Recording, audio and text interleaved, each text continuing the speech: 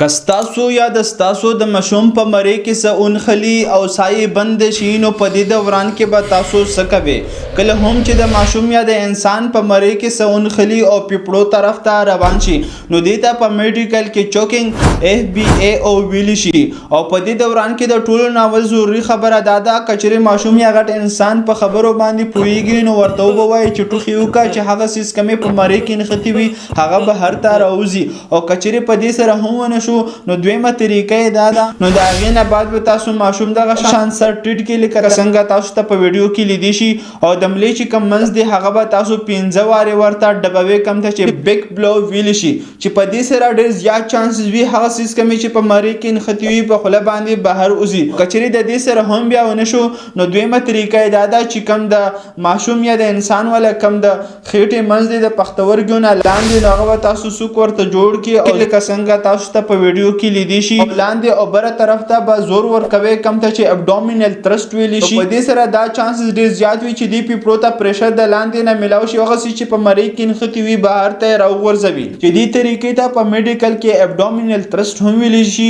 او هیملیج مینیور هم ورته ویل شي او کم سیس چې د په مری کې نښتې وي هغه ته په میډیکل کې چوکینګ FBAO ویل شي